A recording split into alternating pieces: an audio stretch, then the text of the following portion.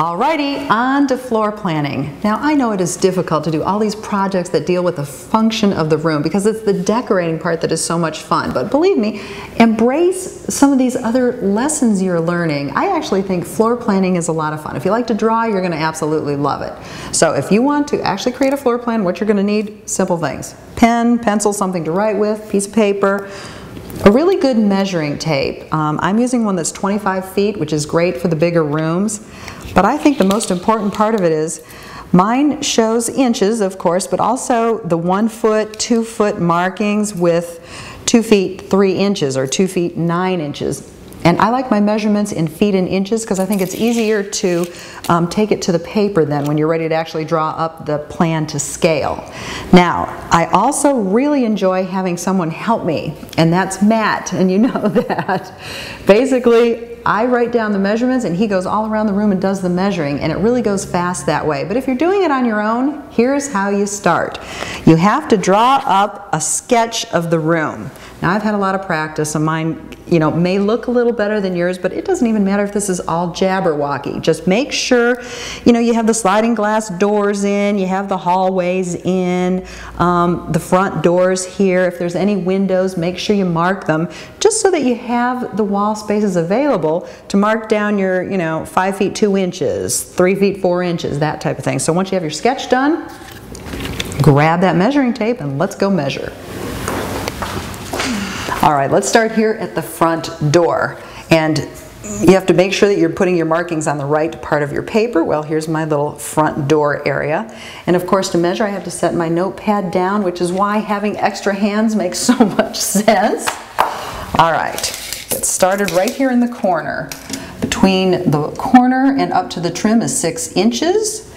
And now, this is important. When I'm getting ready to measure the door, I am including the trim in this measurement. And whether you're doing a window, a sliding glass door, a closet door, whatever that has trim around it, include the trim as part of the full measurement of the door or window, because I don't want to think on my plan that this 3 inches is actually part of the wall space, because I might put a piece of furniture, right up to that or in front of it, and that isn't going to look very good. So we're including the trim coming across the door.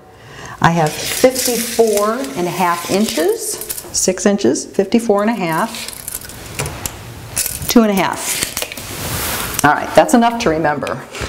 Come back to our page here. This piece of wall space, 6 inches. We know the door was 54.5 inches. And this little piece here, 2.5 inches. All right, now I am just going to work my way around the room, and when I get to something that I think you need to hear about, I'll just let you know so you can follow me around. All right. 26.5. Let's see. 36.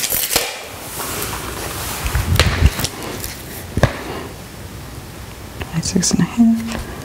36. Okay, long wall.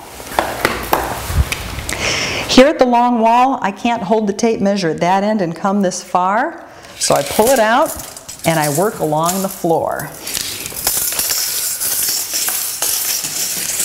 Lock my tape measure, set it down, and of course I have to come over here and make sure I am at the edge of the wall space, and the trim molding is a good place to go. So I'm set there. Here I have 7 feet 9 inches, or I could call it 93 inches, but like I said, the 7 feet, the feet and inches, 7 feet 9 inches makes more sense for me. So I'll add that. And then I'm going to measure where this outlet is placed on the wall. In case I want to put a piece of furniture here, I will know that I have some electricity. To do that, I will go from the center of the outlet back to this wall, 48 inches. And I'll show you how I'm going to mark that on my plan. Right about in the middle here, this is the symbol for electric. I'll put a little dotted line so I understand that this is 48 inches from this wall right to the middle of the electric. So we'll just continue on. Now here's something that's interesting to talk about. These are speakers that are inset in the wall. Now how do I mark those? Because they're low and that's going to be important. Well, as you can see on the plan, just above the wall here, there's 13 feet 6 inches, I have drawn an elevation of this wall. What that means is what the wall looks like when I'm standing here and facing it. This little bit down here is the trim molding, and I have marked where the speakers are at each end of the wall. Then I've added in my measurements to the center of each speaker, and I've drawn a little speaker to tell myself that it is 7 inches across by 10 inches high. By doing this, I can locate them on the wall in my drawing, and I can just be mindful of where they're at. Notice too that we have a couple of light switches here. Well, I mark that on the wall plan right at the edge with 2 little S's and a line through it, almost like dollar signs, and that indicates that there is a light switch there. All right, let's move on to that sliding glass door. I'm back here down on the floor, and the sliding glass door measures 11 feet, 8.5 inches. Okay. The dry bar wall, pretty self-explanatory. 7 feet, 4 inches.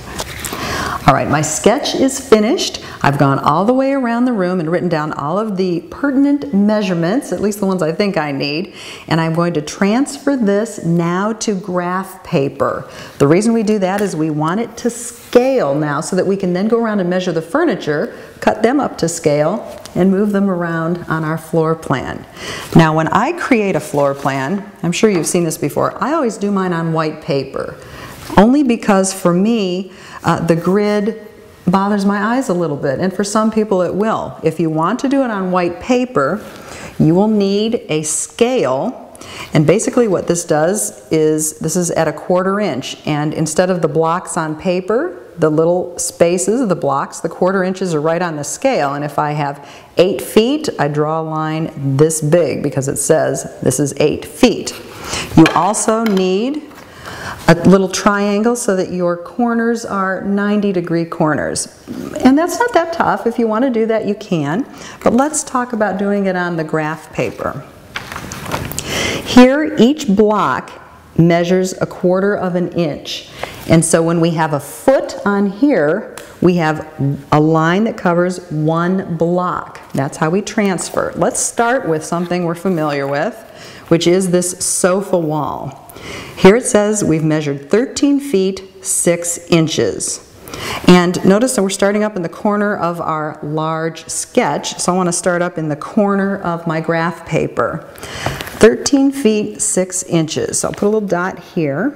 That's where I'm starting, and I'm going to count over. 1, 2, 3, 4, 5, 6, 7, 8, 9, 10, 11, 12, 13. 13 feet to the end of that block, but we have 6 inches, so I'm going to halfway through the next block and put a little dot there. Now, I still require my straight edge, and I think this triangle will work nicely. I can line it up point to point, and of course I'm drawing right along that line, and I'm going to create my wall that is 13 feet 6 inches. Now, of course, what I'm drawing here is about 1 inch thick because this whole block space is 12 inches.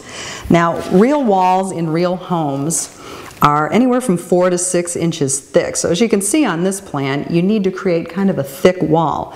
Go halfway through the next block and create your interior walls at 6 inches. Now, while we're looking at this, notice too, here's how you draw a window. It's kind of an open space, and inside is drawn 2 tiny lines that create the glass pane in the center. This funny shape on the floor is a floor register at exactly the right measurements in exactly the right location. If you're drawing a swinging door, measure the width of the door, draw it as if it were open into the room, and these dotted lines are sort of the path of the door as it swings open. You do that because you don't want to set, of course this won't happen in a bathroom I don't think, but you don't want to set a table or a chair or something in the path of the door. Here you see the outlet, here's a switch, that S that I talked about, and here's a closet that has some doors. You kind of want to put the path of the doorways in there for the same reason. You don't want to put furniture in front of it. Kind of what our finished plan is going to look like. Now I'm going to go back to transferring our dimensions to this piece of paper. Once I get the outline, then I'll make the thickness of the wall. Okay, 7.5 inches. So we know that's a little bit further than halfway through the block. And I can just make that straight line. Sliding glass door, 11 feet, 8.5 inches. I'll start counting again. 1, 2, 3, 4, 5, 6, 7, 8, 9, 10, 11. 8.5 inches. Okay, I had a couple of inches up here, so I'll go just a little bit into the next block, and for right now, leave that open. Little wall space, 13 inches, 1 foot 1 inch. About a block. And a little touch, and then I'm going to make my corner. Now because I'm not directly on a line here, it's not a bad idea to have some sort of straight edge around so that you can make your lines nice and straight. I'm going to kind of continue on here, and in the end we'll take a look at the finished project.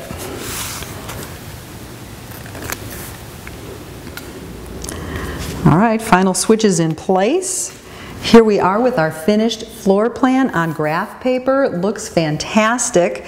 What I did do is I took my measuring tape and double checked my measurements by measuring the entire full length of the room and then the entire full width, just to kind of make sure that I was right on scale, and things are fine. So, hey, don't get too excited, but I think we are all ready to move on to furniture arrangement. Let's see, we're going to need this. Well, we're going to need this. We're going to need this. Turn off. We'll get ourselves some paper.